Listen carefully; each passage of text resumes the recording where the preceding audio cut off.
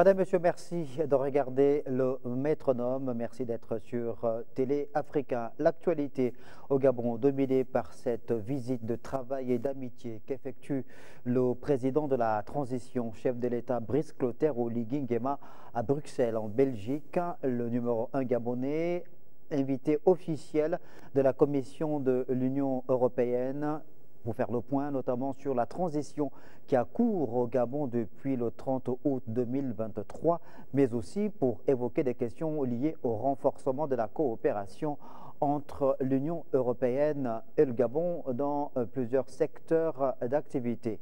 Une transition qui a également connu une séquence importante il y a quelques jours avec le vote référendaire. C'était le 16 novembre dernier qui a vu la mobilisation des Gabonais sur l'ensemble du territoire, mais aussi des Gabonais de la diaspora qui se sont prononcés en toute responsabilité lors du vote référendaire qui a vu le plébiscite du oui avec 91,80% face au non 8,20%. Et sur le terrain, plusieurs acteurs politiques mais également des membres de la société civile et des populations gabonaises mobilisées pour la circonstance. Et parmi ces personnes, Fridolin Mvemessa, il est sénateur de la transition. Monsieur Mvemessa, bonsoir. Bonsoir, Monsieur Ange. Merci beaucoup d'avoir accepté notre invitation. C'est moi qui vous remercie. Vous étiez donc sur le terrain lors de la campagne référendaire qui a eu lieu pendant 10 jours en ce mois de novembre 2024. Vous aviez la responsabilité de la coordination pour le camp du oui de la campagne, donc dans le district de Meyoké et le canton Vezeux. Dites-nous, est-ce que ça a été facile sur le terrain? Bien, on ne peut pas dire que ça a été facile, puisque c'était une première expérience pour moi de diriger une telle campagne. Donc, heureusement que je n'étais pas seul, j'étais entouré d'une équipe dynamique de 3 personnes, et avec des hommes et des femmes qui étaient mobilisés pour la cause. Donc, nous avons travaillé comme nous avons pu, et le résultat est là, parce que nous avons fait 87,56% dans le canton Vezeux. Alors, cette campagne référendaire a été particulière en ce sens qu'on a vu la mobilisation sur le terrain des acteurs politiques, de la société civile, de plusieurs Gabonais non étiquetés, non identifiés dans les partis politiques ou dans la société civile, qui ont tenu à donner de la voix, à être présents sur le terrain.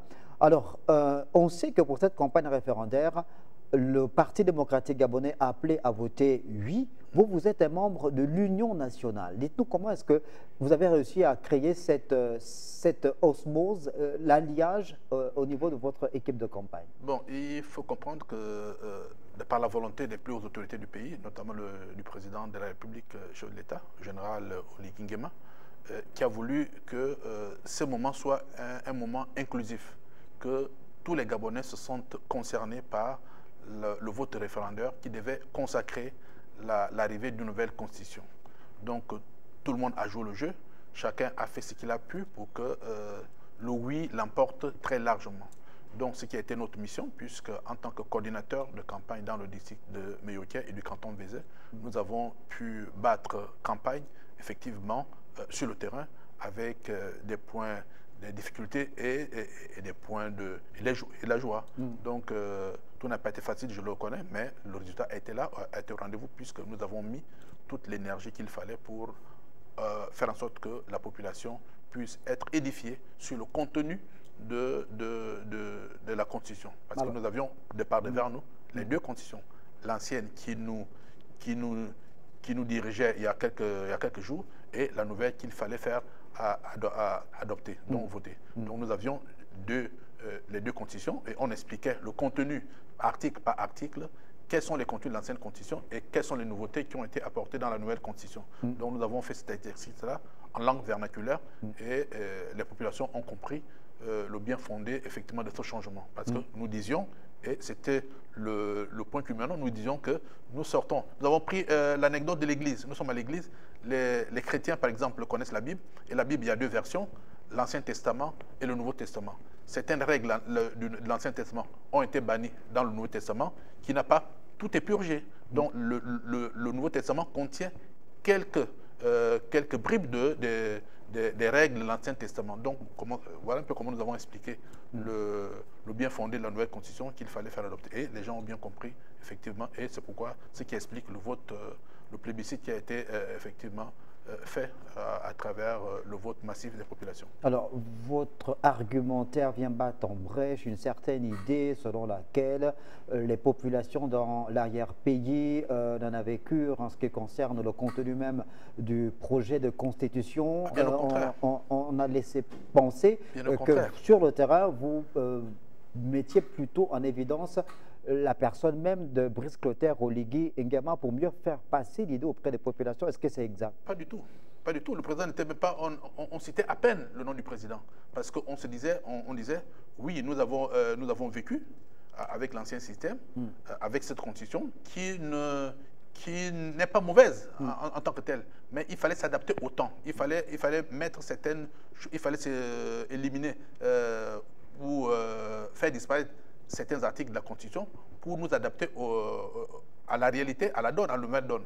Et aujourd'hui, il fallait essayer, parce que nous connaissions le régime semi-présidentiel, et là, on allait au régime présidentiel. On expliquait qu'est-ce qu'on entend par régime présidentiel. Justement, sur ce point relatif à la nouvelle organisation politique, au nouveau régime, quels sont les arguments que vous avez pu mettre en relief, sachant que cette question a été âprement disputée au niveau par les intellectuels, j'ai envie de dire. Comment ça s'est passé? Vous savez, avec les populations, il faut être pratique et pragmatique. Il faut expliquer les choses simplement.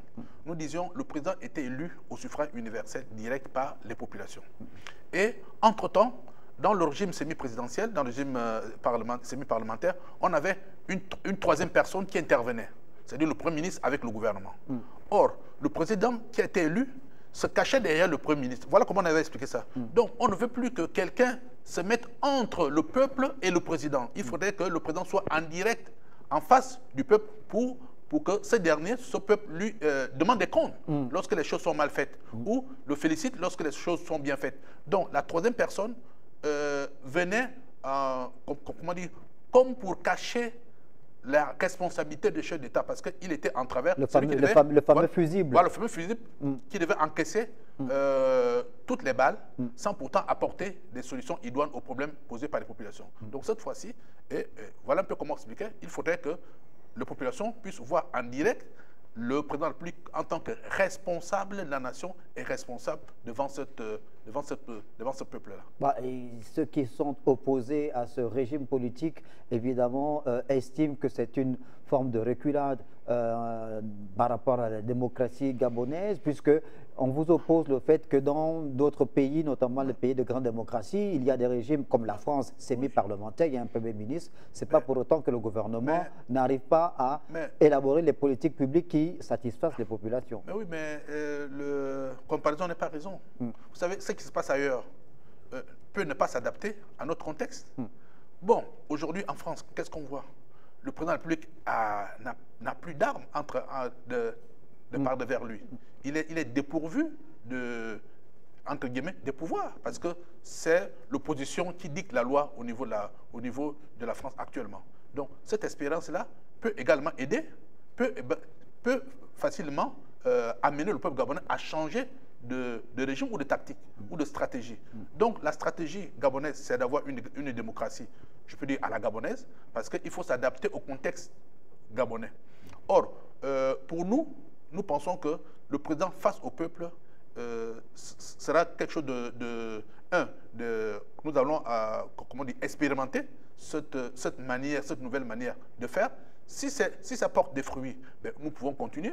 Si ça ne porte pas des fruits, mais on peut remédier, on peut changer effectivement la disposition de cet article. Donc, rien n'est fermé, définitivement. Mais il ne faut pas avoir peur de l'inconnu. Nous devons essayer cette possibilité d'avoir un président qui interagit directement avec le peuple. Je crois que c'est une expérience à essayer. D'accord. Alors, quand vous aviez dit sur le terrain dans le district de Meyoké, dans le canton de Vezeu, aux populations que désormais on passe à un régime présidentiel, qu'il n'y aura plus de Premier ministre, parce que le président est élu au suffrage direct, universel direct par les populations.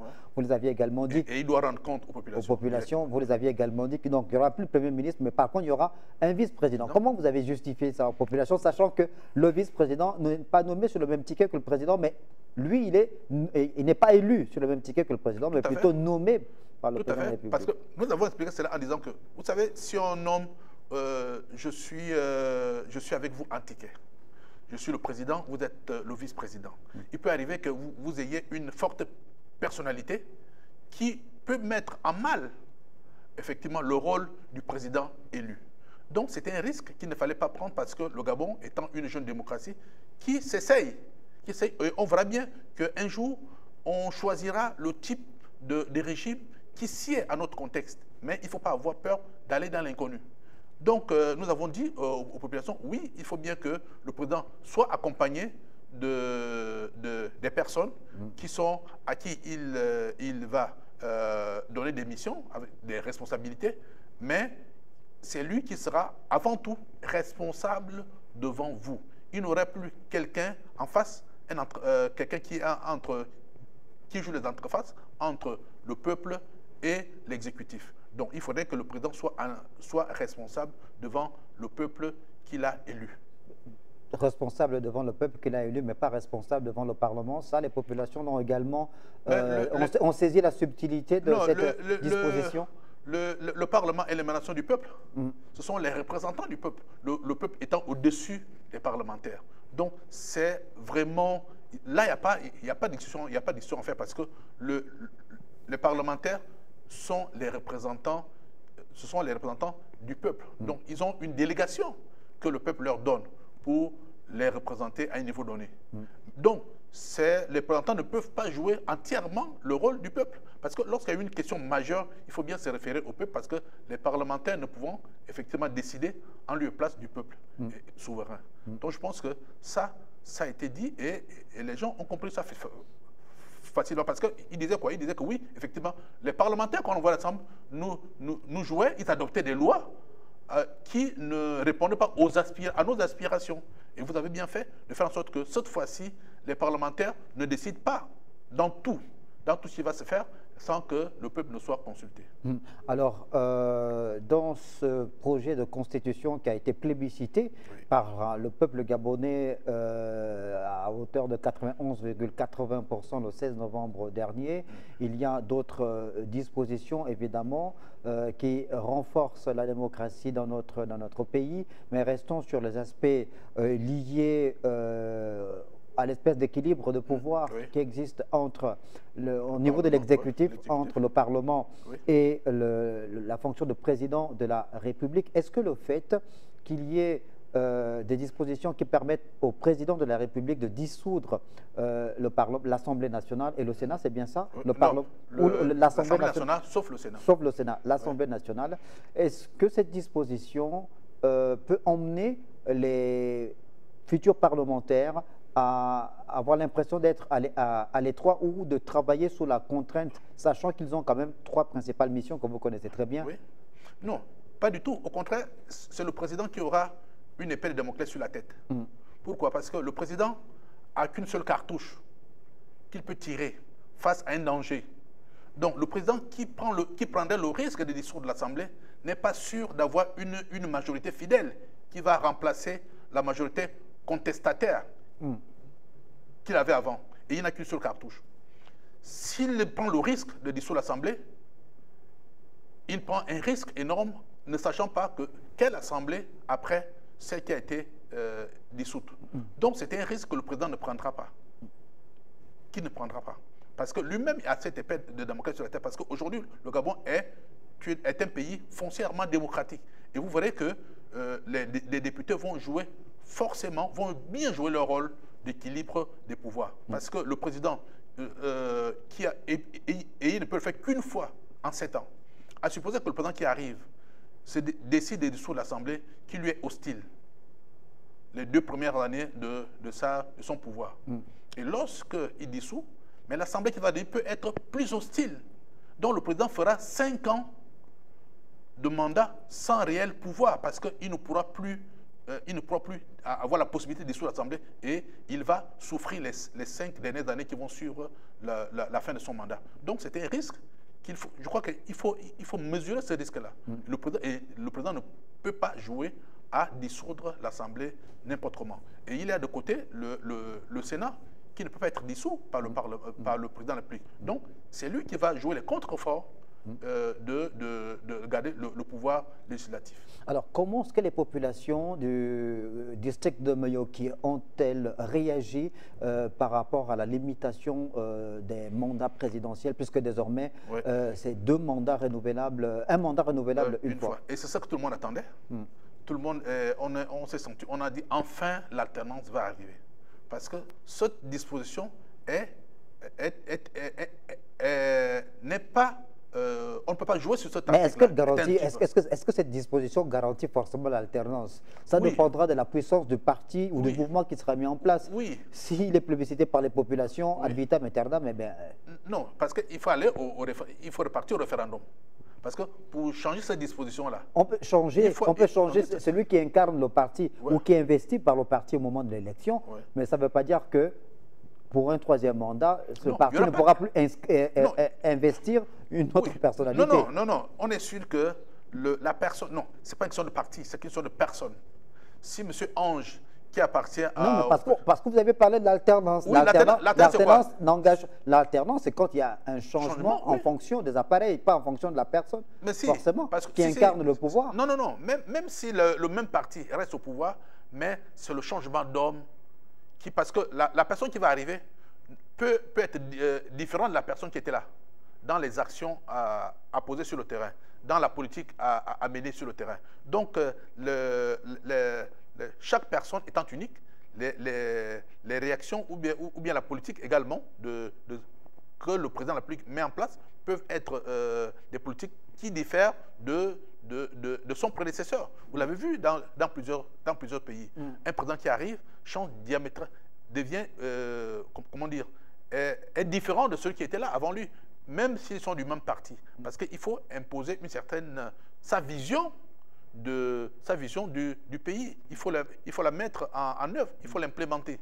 Donc je crois que le mal, c'était qu'une seule personne s'éternisait au pouvoir parce que ça amenait le fait de l'usure, le fait de la routine. Donc on ne pouvait plus créer. Or, lorsqu'il y a changement à la tête de l'État, que vous soyez du même parti ou pas, je crois qu'il y a les gens, vous voyez, il y a une certaine concurrence qui va se créer. Voilà, le monsieur Ange qui était là hier, voilà une émulation qui était là, voilà ce qu'il a fait, et moi je dois faire le double de ce que Ange a laissé. Nous l'avons vu au Ghana avec le changement de président, mais qui étaient tous à peu près du même bord. Donc nous avons vu qu'il y a une certaine dynamique, une certaine émulation, parce que chacun voulant apporter quelque chose de mieux que l'autre qui était là. Donc je crois que c'est une bonne chose d'aller vers l'alternance au sommet de l'État. Comment est-ce qu'en VZE, les populations ont-elles été réceptives par rapport aux dispositions qui mettent fin à la dévolution du pouvoir présidentiel par la filiation? Alors, ben oui, parce qu'une seule famille ne pouvait pas garder le pouvoir à vitam aeternam. Donc, c'est l'une des choses sur lesquelles les gens nous attendaient. Est-ce que ça vous avez touché? Lorsqu'on disait que ça, nous avons touché, ce n'est plus possible de conserver le pouvoir. Une seule famille conserve le pouvoir. C'était vraiment quelque chose qui a même incité les gens à aller voter. Les gens allaient voter. Et les gens, tous les villageois ont voté, en dépit de l'abstention qu'on peut constater du fait de... On va revenir sur ce point. Donc, tous les villageois, dans mon village, tout le monde a voté. Tout le monde a voté. Donc, personne n'est resté à la maison le samedi, le jour du vote. Donc, tout le monde est allé voter parce qu'on disait qu'enfin, nous espérons que dans notre pays, nous allons connaître l'alternance. L'alternance, évidemment, un des points relatifs au nouveau régime politique prévu par cette loi fondamentale votée le 16 novembre dernier par les populations gabonaises. Quels sont les points sur le plan social ou d'autres aspects en rapport, par exemple, avec la restauration de la dignité des Gabonais que vous avez pu faire passer auprès des électeurs? Le vivre ensemble. La cellule, l'article 25 est consacré à la famille. Vous voyez, l'homme et la femme, sur le mariage. Voilà, sur le mariage. Sur l'union. Donc ça, vous savez que la pointe du Wellington est foncièrement chrétienne. Et les gens ont pris ça comme un... Parce parce qu'ils avaient vécu des moments où la dépénalisation de l'homosexualité avait causé beaucoup de tort ou beaucoup de salive, avait coulé beaucoup de salive, d'encre de salive dans notre pays. Donc aujourd'hui, lorsqu'on leur dit que aujourd'hui la famille est quelque chose de sacré, donc le Gabon reconnaît que la famille est la base de la République. Donc l'homme et la femme constituent le socle familial. Donc ils ont apprécié ça.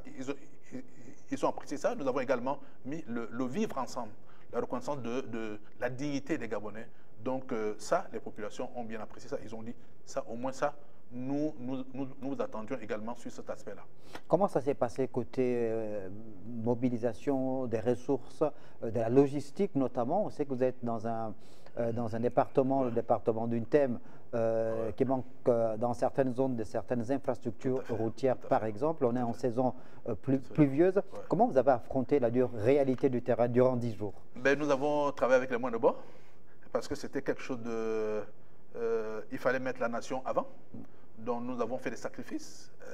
Moi j'ai pu battre campagne avec mon véhicule qui a pris des coups. Bon, donc ça m'a pas pris la vaisselle. Nous avons fait avec les moyens que nous avons eus et nous avons pu battre campagne, même si en dépit on ne pouvait pas. Il y a aussi les moyens de communication, parce qu'on n'arrivait pas à atteindre nos coordinateurs des villages par téléphone. Donc il fallait aller sur place, même sous la pluie, même dans la nuit.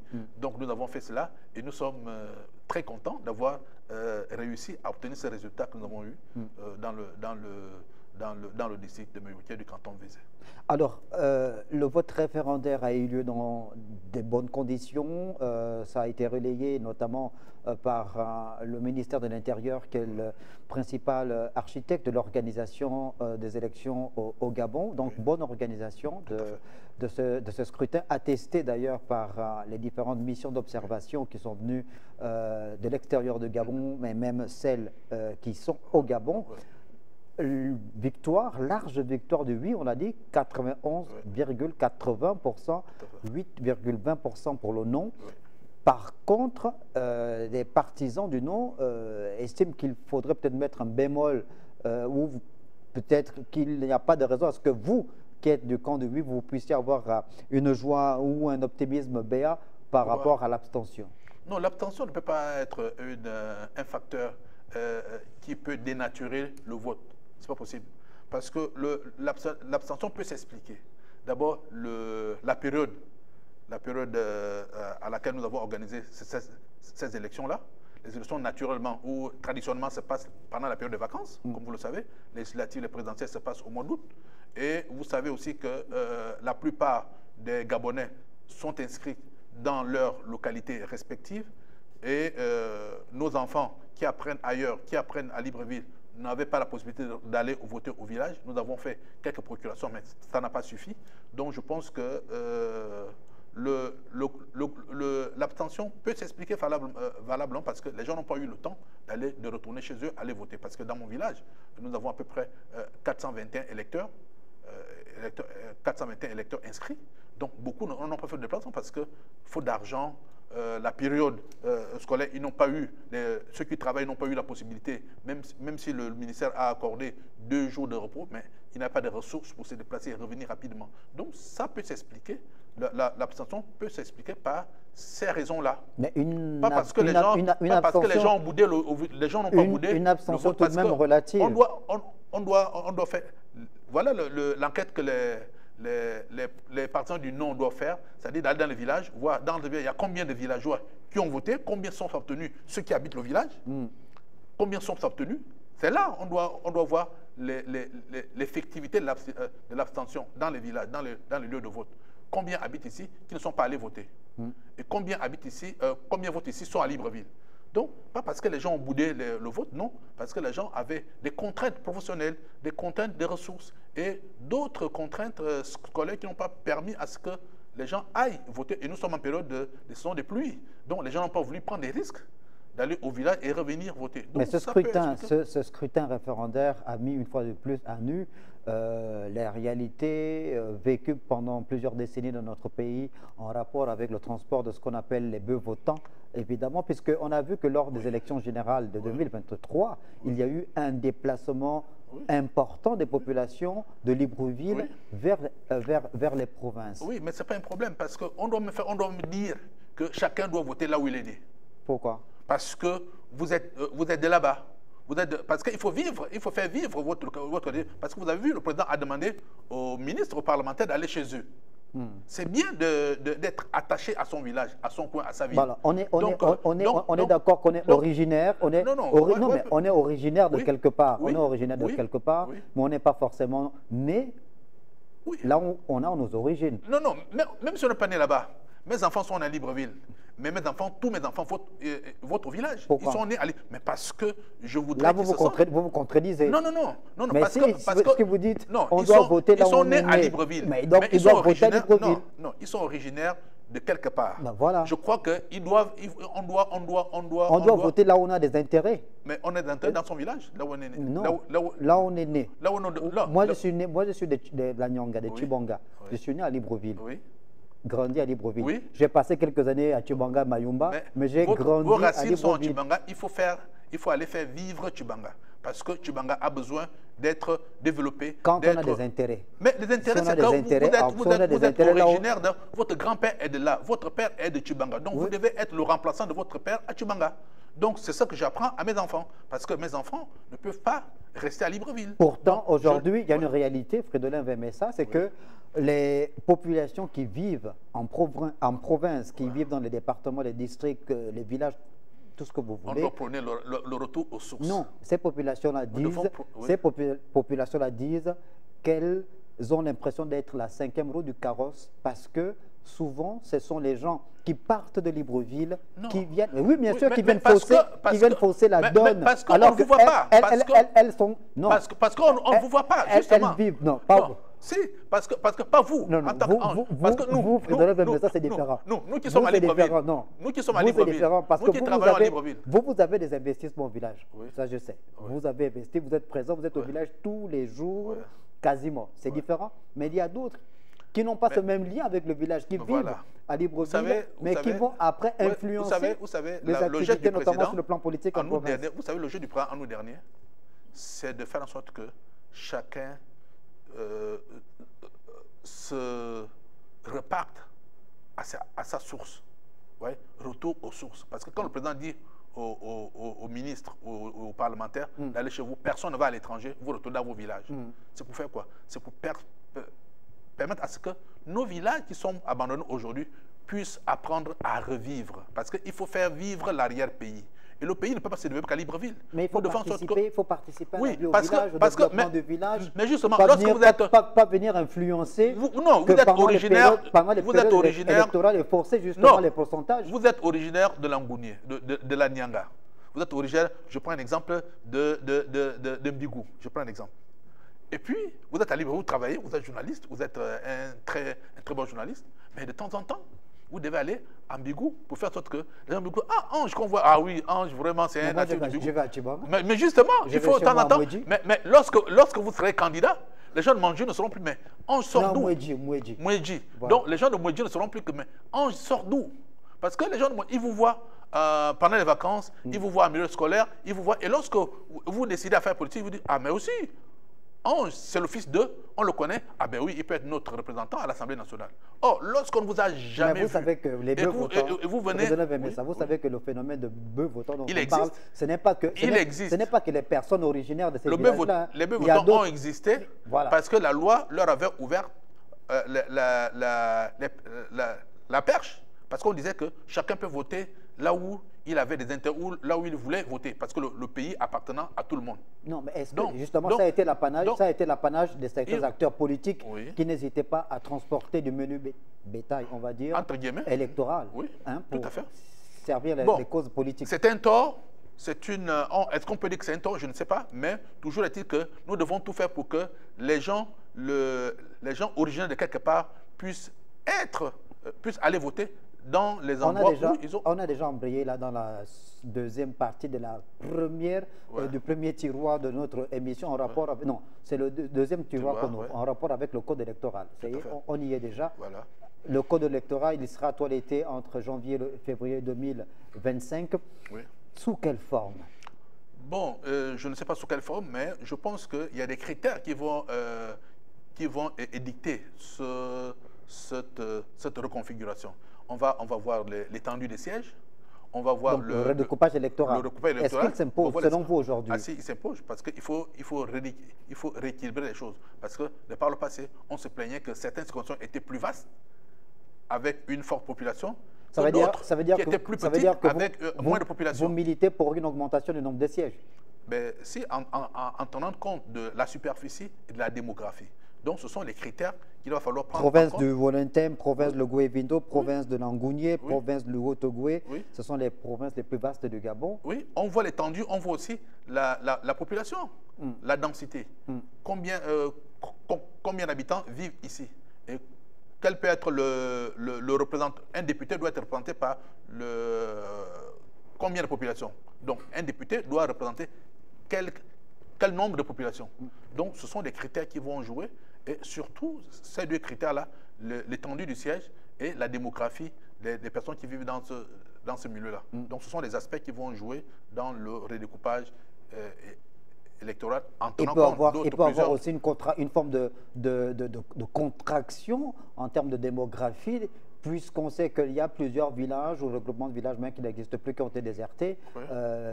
Et d'autres villages qui se créent parce que le fait de développement dans certains coins, certains coins qui peuvent avoir plus de députés que d'autres parce qu'il y a eu des implantations, des sociétés qui ont fait en sorte que les populations de cette localité-là, la population augmente, et d'autres peut-être qui ont connu l'effet inverse, en sorte qu'il y a eu un développement des populations vu à la fermeture des entreprises. Est-ce que c'est ça, un redécoupage qui devrait absolument tenir compte des paramètres scientifiques pour pouvoir le traduire en acte et non se faire influencer par les aspects politiques, puisqu'on sait que dans le rapport de force... On tient compte de la géographie, c'est ça. Oui, mais le rapport de force... Vous savez très bien, Frédéric Bemessa, que le rapport de force entre camps politiques a parfois amené à ce que ce redécoupage-là tienne plus compte des aspects purement politiques. Je crois que nous devons être objectifs. Nous devons tout faire pour que personne ne soit lésé dans le redécoupage qui sera fait. Faire en sorte que nous devons tenir compte nous devons prendre en compte l'équité et la justice, parce que éviter de pénaliser comme ce fut le cas, parce que le découpage que nous avons aujourd'hui est un découpage inégal. Parce que vous voyez des circonscriptions qui sont des petites circonscriptions, mais qui ont quand même un député, et d'autres circonscriptions plus larges, plus vastes, avec une forte population, qui ont qu'un siège. Donc ça, on doit tenir compte des critères scientifiques, comme vous l'avez dit, mais de l'objectivité, l'équité et la justice sociale. Donc nous ne devons pas plus faire pour plaire à X ou à Z en faisant un découpage qui va bénéficier soit à la famille présidentielle ou aux gens du président ou défavoriser les opposants. Donc nous devons tenir compte de ça pour éviter de léser les Gabonais, parce que les députés sont les députés du Gabon. Les députés n'appartiennent pas à des partis politiques, les partis sont des représentants du peuple. Alors, et nous devons tenir compte de cela. Alors, pendant plusieurs années, la province du Haut-Ogoué a été évidemment identifiée comme étant la province présidentielle. C'est normal, puisque et le découpage là-bas n'était pas bon. Avant le Haut-Ogoué, ça a été la province de l'Estuaire, puisque le premier président Léomba est de l'Estuaire. Ensuite, ça a été Omar Bongo, qui lui a donc succédé, qui était de Haut-Ogoué. Ensuite, Ali Bongo aussi, Ali Bongo Ondimba, de la province du Haut-Ogoué. On a dit que cette province avait bénéficié d'un nombre important de sièges parce que c'était une forme de réserve faite au Parti démocratique gabonais et même celle de Logoué Lolo. Maintenant qu'aujourd'hui... C'était pas faux.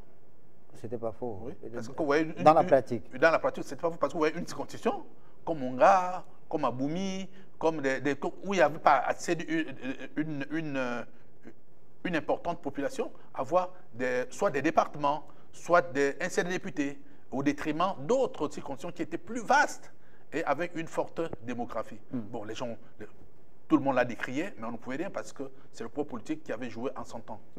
Donc aujourd'hui, il faut mettre fin à ça. Aujourd'hui, je crois qu'il faut dépasser ces clivages-là. Nous devons aller dans l'objectivité en faisant en sorte que le nombre de députés soit équilibré et puisse représenter valablement les populations à part plus ou moins égales. Alors, il y a également le toilettage du fichier électoral, la liste électorale. On a fait le constat que lors du vote référendaire qu'il y a eu, la présence de plusieurs compatriotes décédés. Oui. Je crois que ce qui nous a été expliqué par les chefs de village, les chefs de groupement et les chefs de canton, c'est que lorsqu'ils vont déclarer, lorsque les agents recenseurs arrivent pour toiletter les deux, ils ont dit telle personne est décédée, mais au vu qu'ils n'ont pas une pièce qui atteste que monsieur Vemsa est bien décédé, un acte de décès, vous voyez, l'agent qui est commis à la tâche hésite. Est-ce qu'on ne veut pas léser quelqu'un parce qu'il serait de l'autre corrélation politique? Est-ce qu'on ne veut pas léser? Donc, il ne peut pas prendre cette information-là en compte. Je crois que ce qu'il faut, c'est que nous devons faire confiance à nos auxiliaires de commandement qui sont là, qui peuvent, peut-être qu'ils n'ont pas de moyens scientifiques pour attester pour les actes de décès, ils ne peuvent pas les avoir parce que l'autre village est reculé. On demande à quelqu'un d'aller en ville faire l'acte de décès. Vous voyez, les gens ne prennent pas conscience de l'importance de cette pièce-là. Donc, nous pouvons faire confiance de par leur fonction, de leur notoriété, en disant que oui, le chef de regroupement m'a déclaré que X est décédé et on l'aurait de la liste. Donc, nous devons faire confiance à nos officiers de commandement qui peuvent nous donner des informations pertinentes, pas seulement des informations erronées. Donc, nous devons tenir compte de leurs informations pour pouvoir toiletter les listes, en dépit qu'ils n'ont pas les pièces nécessaires qui peuvent justifier le retrait de X ou Y sur la liste électorale. Mais nous devons faire confiance à nos officiers de commandement de par leur dire, ils peuvent attester verbalement que telle personne est morte et on l'oreille de la liste électorale. Ça peut se faire pour un temps, mais en recommandant à ce que, dorénavant, qu'ils fassent tout pour produire des actes de décès pour des personnes décédées. Alors, mais pour un premier temps, on peut leur faire confiance en tenant en compte les informations qu'ils pourront mettre à disposition du ministère de l'Intérieur qui est chargé de toiletter cette liste électorale. Alors, donc, cette révision du fichier électoral, d'abord du code électoral, du fichier électoral, évidemment, qui va tenir compte des personnes décédées, des primo-électeurs aussi, qu'il va falloir enrôler sur cette liste électorale-là. On va vers un schéma, d'un fichier électoral biométrique. Il y a des Gabonais qui disent, moi aussi, on a aujourd'hui la capacité technique de pouvoir élaborer une carte nationale d'identité biométrique, des passeports biométriques. Pourquoi est-ce que le fichier électoral ne le serait pas? Mais on peut toujours expérimenter. Mais vous savez que l'homme a toujours peur de l'inconnu.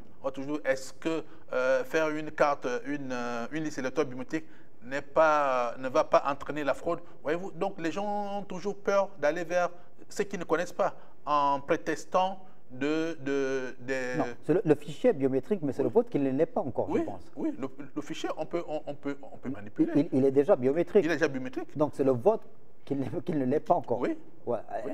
Est-ce qu'on a la possibilité, la capacité aujourd'hui de franchir ce palier-là? Oui, puisque la carte nationale sera biométrique. Donc on peut, puisque dès que vous avez votre carte, vous êtes inscrit directement dans la liste électorale. Au regard des informations que vous donnez au niveau de la carte nationale d'identité. Je crois que... mais tout le dispositif technique qui va avec, parce que il va falloir évidemment le disséminer sur l'ensemble du territoire, dans toutes nos provinces, nos départements, nos districts, nos villages, dans la diaspora aussi. Dans la diaspora nous avons des représentations, nous avons des plantations, nous avons des ambassades, nous avons des... Oui, mais les réalités techniques en matière de fracture numérique sur le territoire national. Est-ce qu'il y a le Wi-Fi à Bézé? Ah oui, il y a le Wi-Fi à Méoké. Ah, donc il y a le Wi-Fi dans mon village. Je sors souvent dans le village, même si le débit n'est pas celui-là, mais il y a quand même, j'arrive à me connecter, à donner des informations en temps réel. Donc je crois qu'on peut essayer, mais en faisant en sorte que notre pays soit quadrillé par le réseau téléphonique afin que l'information puisse être une information avérée et une information pertinente qui est versée au niveau de la banque de données. Alors, cette opération de révision du code électoral aura lieu, on l'a dit, entre janvier et février 2025. Aujourd'hui, la question intéresse au plus haut point certains acteurs, notamment ceux de la société civile. Il y a un nouveau front qui a été créé il y a quelques heures seulement, j'ai envie de dire, le Front des citoyens pour la transparence électorale. Est-ce que vous pensez que là, il faut une mobilisation à nouveau des plus hautes autorités pour que qu'on peut considérer comme étant la dernière séquence importante de cette transition se déroule dans de très bonnes conditions parce que jusque-là, depuis le 30 août 2023, cette transition se passe très bien. Je crois qu'il y va de la responsabilité du CTRI et du président de la transition. Il y va également de la responsabilité de tous les acteurs politiques et la société civile. Nous sommes tous responsables à des degrés différents. Donc, nous devons tout faire pour que cette transition réussisse, que le Gabon puisse être un exemple au niveau de l'Afrique centrale, pourquoi pas au niveau de l'Afrique, d'une transition réussie.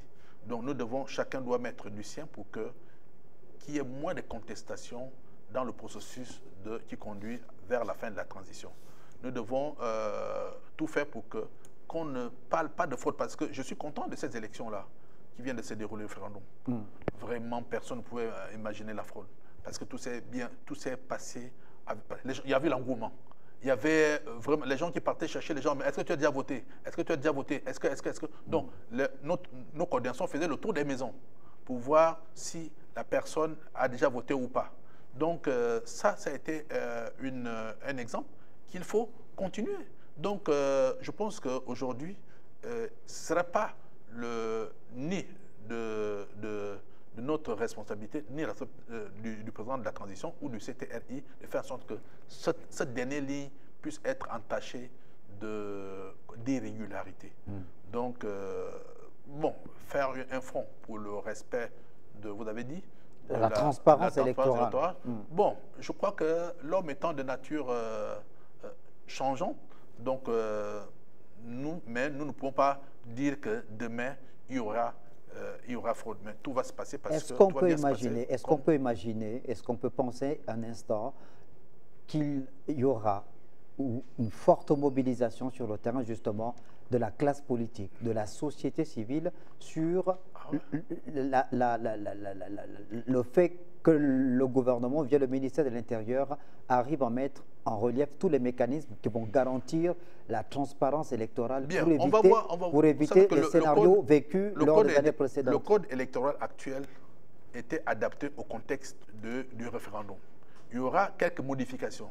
Est-ce que le ministère de l'Intérieur sera encore seul maître du jeu? Je ne sais pas encore.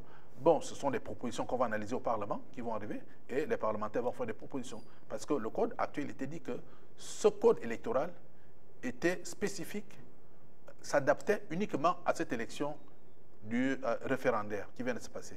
Maintenant, le nouveau code sera plus adapté au contexte démocratique.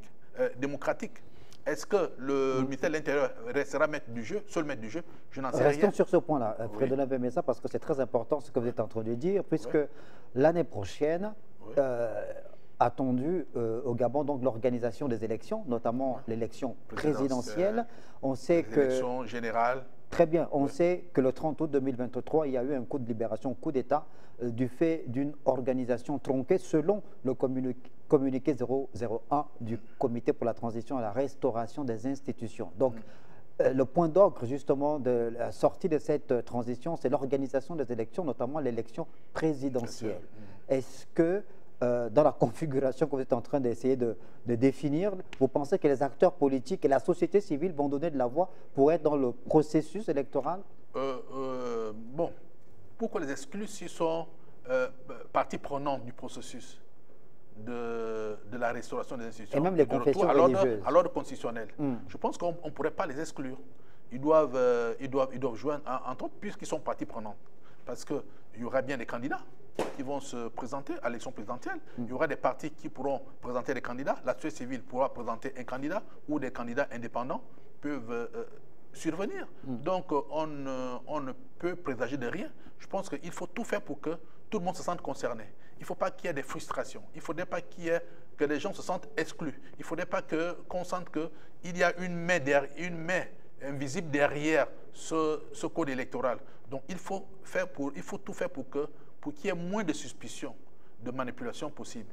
Donc, et je pense que le nouveau code va tenir compte de tous ces aspects-là pour faire en sorte que toutes les parties prenantes soient dans le processus de mise en œuvre, effectivement, de l'implantation de l'élection, les élections qui vont arriver prochainement, c'est-à-dire la présidentielle et les élections générales les législatives et les locales.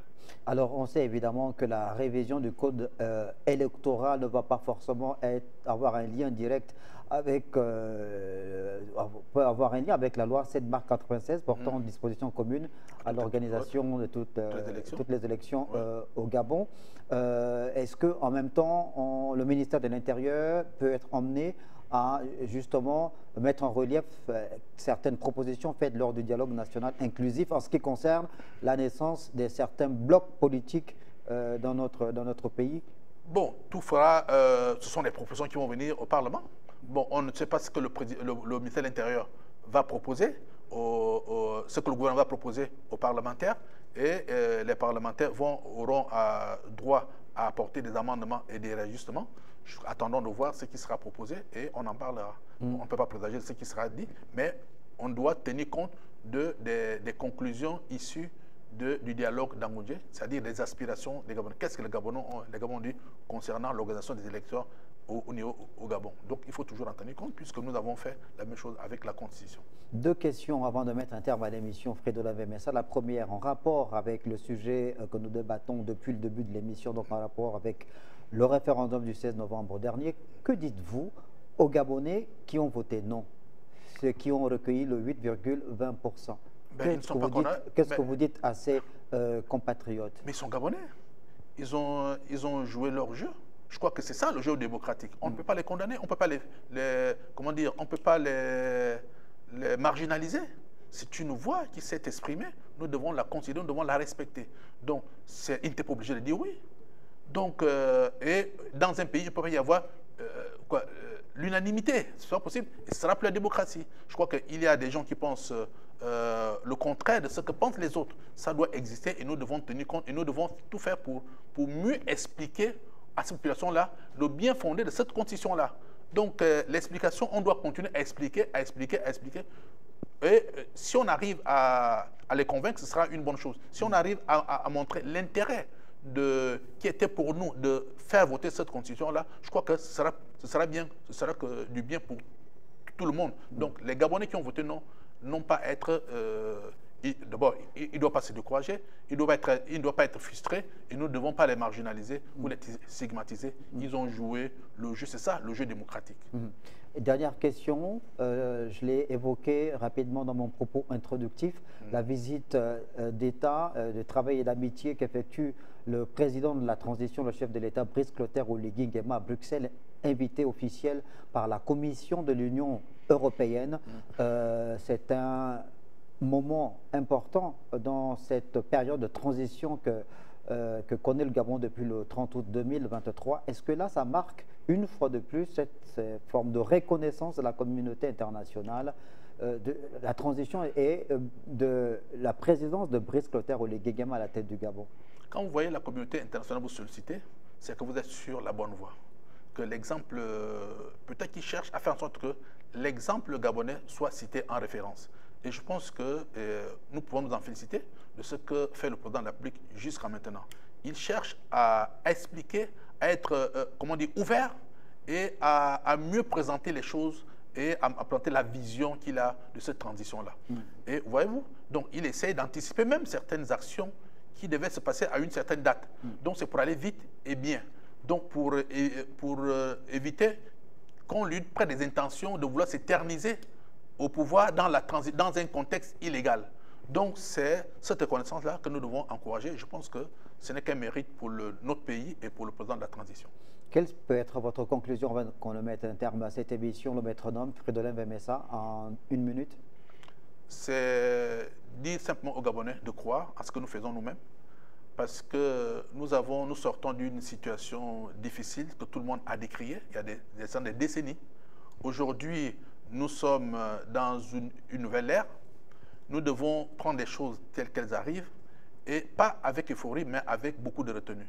Nous devons éviter de constituer, de créer déjà des barrières ou de freiner l'action de ceux qui sont venus nous libérer. Nous devons leur donner la petite chance, une petite ouverture, de voir comment ils comptent diriger le pays, tout en leur apportant conseil et tout en restant vigilants. Donc nous devons d'abord crier au loup, parce que ce n'est pas bien que lorsque vous voulez construire un bâtiment, que vous commencez à scier sur la ferraille qui doit soutenir le bâtiment. Donc nous devons tous soutenir le CTRI avec son président tout en restant vigilants pour les actions à venir. Merci beaucoup Fridolin Vemessa, sénateur de la Transition. Merci d'avoir accepté de passer dans cette émission. Merci. Le métronome. Ainsi se referme le numéro de ce jour. Merci de l'avoir regardé et bonne suite des programmes sur Télé Africa.